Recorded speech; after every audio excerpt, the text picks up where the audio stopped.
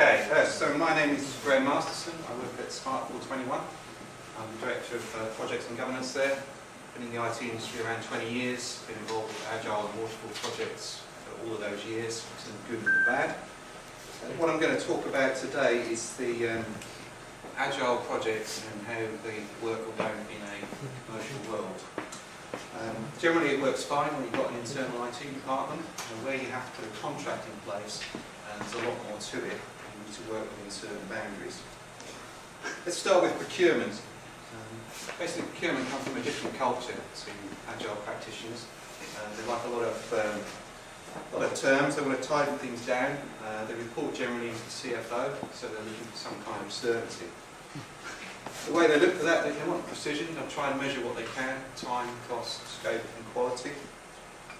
It's normally based on some kind of standard contract, and that will be itself refined over a number of years. And basically, they want the answer before you even understand the question. From the Agile practitioner perspective, they're seen a little bit more as the hippies of the business world, if you like. Preaching free love and fair programming.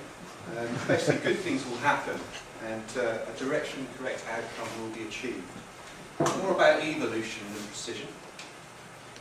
We'll learn from the past mistakes, requirements will change over time, development will speed up over time. Fundamentally, trust me, and we'll do the right thing at the end.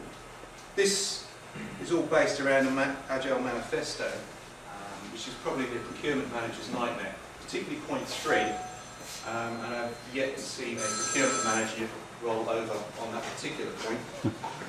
But if we take a look at how we might measure scope and cost against each other, from a contractual position, and generally we're all smart guys, the suppliers are smart, the procurement guys are smart, they'll create something that works contractually. However, from the exec position, what he's really interested in, he's paid for some scope, he's paid the price for it. Agile just means doing it faster, doesn't it? Anything else is a bonus.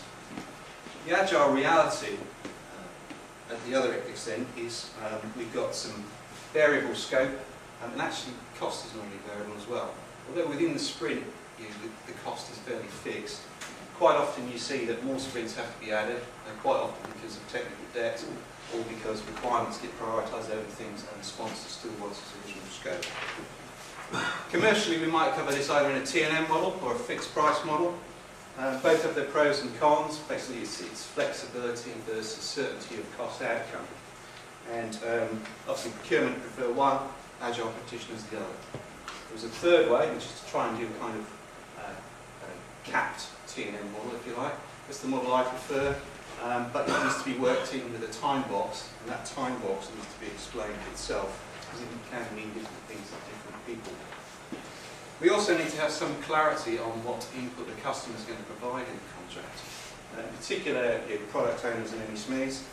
In particular, things like acceptance criteria, prioritisation, and what reviews they're going to take part in. We've got to create something that will work.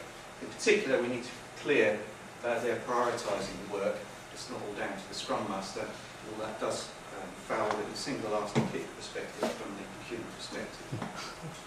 This, however, all needs to be managed into the Scrum Master. He needs to facilitate all this, but he needs to manage a bit wider than just the immediate sprint. He needs to be looking ahead to the end of the project all the time and presenting that position continually back to the customer so that they can see what's going to happen. In this example, the dark purple here we see is the original user stories. We've not completed them at the end of sprint 3. But we have done a lot more in other places. We need to keep that message up in front of the customer so they can see the value that's been added in the project. And that involves taking a look not only from the day-to-day perspective, the sprint perspective, but also the release and the overall product perspective, so that the Scrum Master can keep the customer informed and advise them all that. Looks very waterfall. I think there's still a place for the good old-fashioned Gantt chart in an Agile project.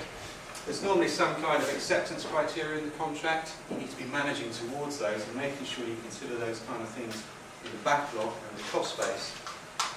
Ultimately, what I'm saying is there are limits to Agile, particularly in the commercial world.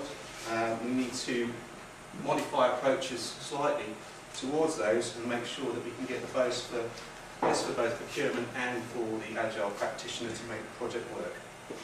Ultimately, it's a bit like putting a hippie in a suit. You've got to compromise. I think I saw this guy in Instagram. And